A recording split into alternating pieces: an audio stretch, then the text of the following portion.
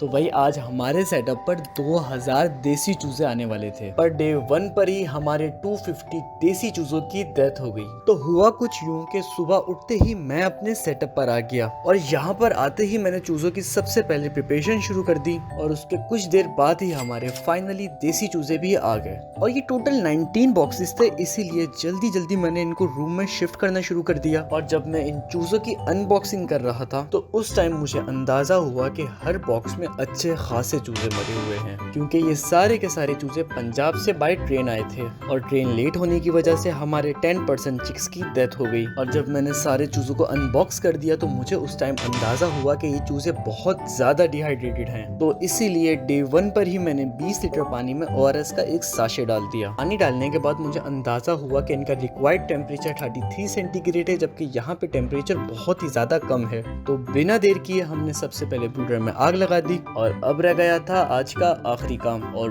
वो था इन चूजों को फीड डालना। अगर आप हमारे इन चूजों का नेक्स्ट पार्ट देखना चाहते हैं तो वीडियो को लाइक कर देगा। साथ में अगर आप हमसे पोल्ट्री फार्मिंग सीखना चाहते हैं तो फार्मिंग का कोर्स भी बाय कर सकते हैं, जिसकी फीस है 2500 रुपीज। कोर्स की मजीद डिटेल के लिए आप हमारी टीम के व्हाट्सएप नंबर पर कॉन्टेक्ट कर सकते हैं।